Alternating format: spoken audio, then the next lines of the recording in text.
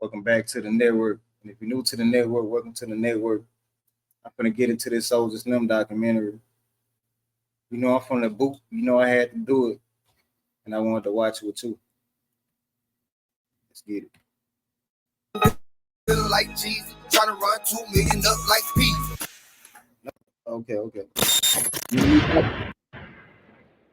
On November 26, 2003, James Tapp, also known as SOULJA Slim, was shot and killed right here in New Orleans.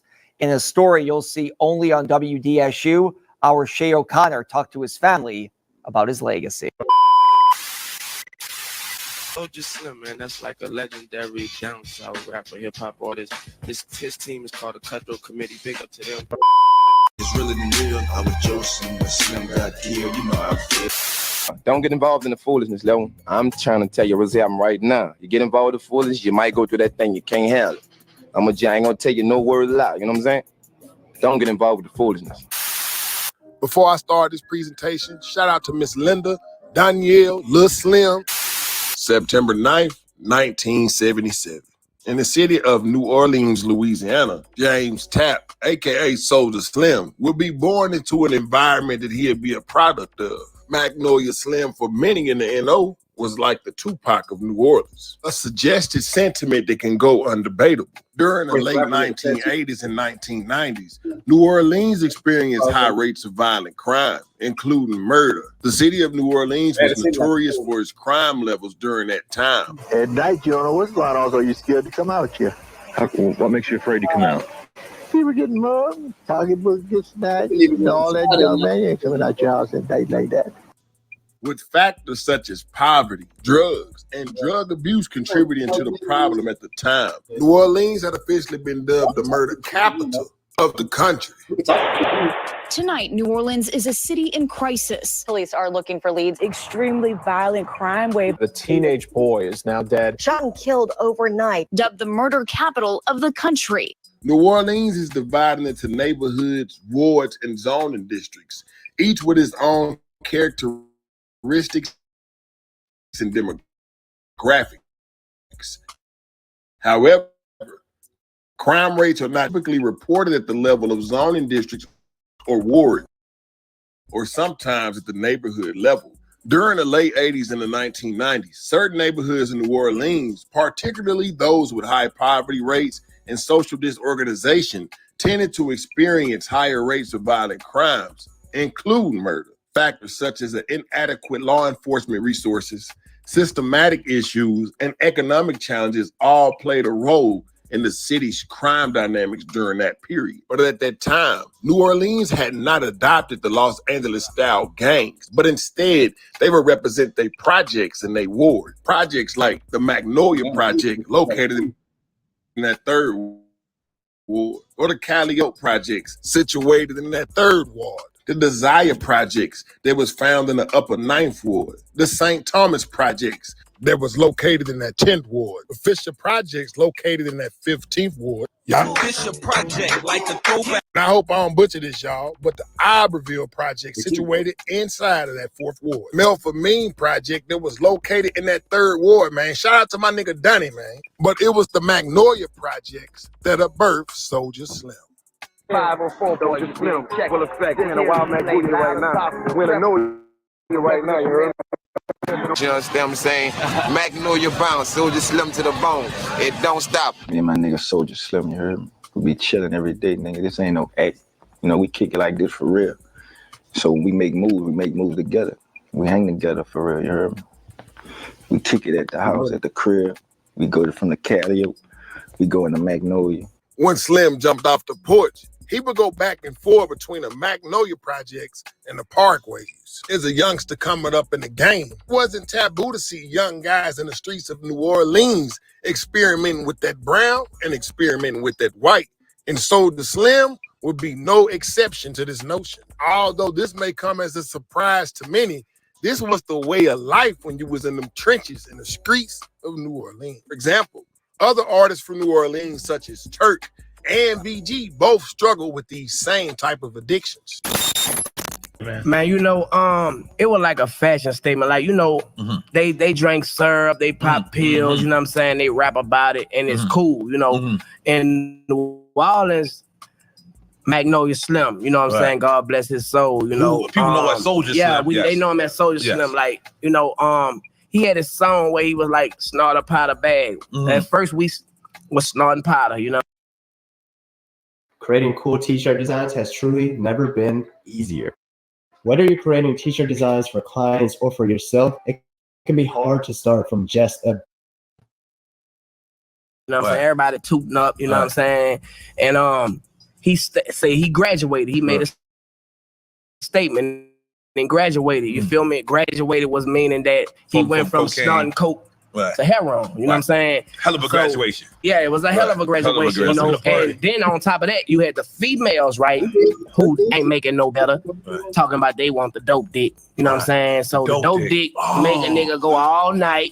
So, you know, if you're a 1 minute man, you turn into a 30-minute man. Like, that's 20. It wasn't a rare instance. This is something that they did at that time.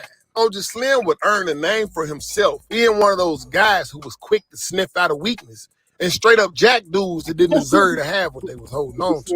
It's a dog-eat-dog world, especially around that time. SOULJA Slim having a stature of a skinny dude weighing 100-something pounds. It'd have the aura of a giant like Goliath. SOULJA Slim would rise into prominence and gain popularity during the bounce era. Bounce era being a movement that was started and founded in New Orleans with high-tempo beats, DJs that have shot out the projects and the wards of New Orleans.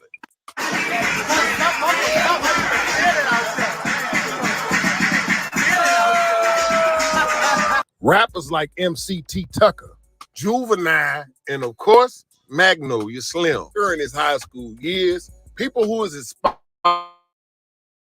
inspiring and having endeavors to be bounce artists would take opportunities during recess to perform their songs. In the crowd, all you can see was twerking and guys that was on some ass, bro. It was really going down in that town. There would be these electrified performances and their stage presence that'll amplify some of these artists to neighborhood superstardom. In fact, I could almost state that the rest of the United States of America wouldn't even know how to twerk if it wasn't for bounce music and these parties that was going on in the back of these projects or at these school recesses. It wouldn't always just be glitz and glamour and fun. It's a known fact that guys from Louisiana love to fight. The fighting style in New Orleans in particular is one of the craziest fighting styles that I've seen, but also one of the most effective. SOULJA Slim, being the guy with a stature of about 6'5", skinny knuckles that would be wrapped around bones that was hard as concrete, be gifted with these hands. He wouldn't even bother to reach out and give you a blessing if need be. Magnolia Slim, when he hit the stage, he gonna start a fight, you feel me? Because it's like when he had this song called These Soldiers Are Made for Walking, and I'm gonna walk on you. These soldiers are made for walking. One thing about guys in New Orleans, all of them feel like the big dog. So you wasn't finna big dog talk no at all. At least without some consequences and repercussions. So there was one incident, SOULJA Slim would get into an altercation after he had just got off of the stage performing one of his bounce songs. SOULJA Slim would find himself in a tongue wrestling war with a guy by the name of Lil Livis. Now, one thing for sure and two things is for certain. Whenever you get to tongue wrestling with a guy, you can almost guarantee that it's going to end in a fist fight. And that's exactly what it did. Magnolia Slim and Lil Livis would get in a fist fight, but it wouldn't end there. This altercation would excel from just an argument to a fist fight, and it would end with Lil Livis getting popped in the leg. And it's alleged SOULJA Slim, his name was on that work area, man. Sure as shit stinks. This would actually jump off the fuel between Lil Livis and SOULJA Slim, who roamed around the Gunsmoke town any way that he pleased. As I stated previously in this segment, SOULJA Slim would be often frequenting the Magnolia projects as well as the Parkways. He would do this in endeavors to gain a bigger buzz and also get his music heard. It would be alleged that Anthony Mark Livis, aka Lil Livis, his homeboys would start sending threats at those guys who Slim was going over there kicking it with in the parkways. And this would ultimately lead up to somebody in Lil Ives' crew getting his ass sent straight to the upper room, man. As I stated previously, everybody in New Orleans feel like that top dog, that big dog, bro. Wasn't no little dogs running around tucking their tails. Lil Ives would have a vengeance, that tall, black-ass little nigga they call Magnolia Slim. Yeah, Lil Ives to get out there in them streets, you heard me? Been a couple of corners, yeah, looking for that boy Soldier. And then eventually he'll find him.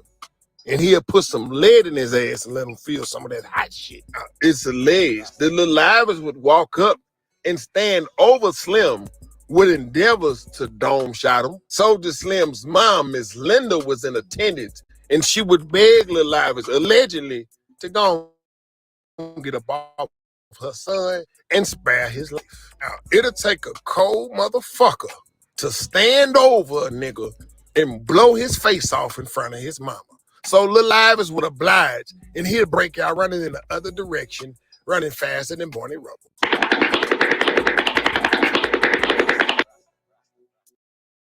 With so many choices on Booking.com, there are so many Tina Fey's. That's about it for that one.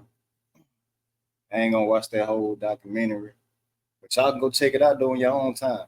Y'all hit me up. I reply to all comments. Y'all make sure y'all like this video. Hit it up. On the road to 10K, we just hit 5.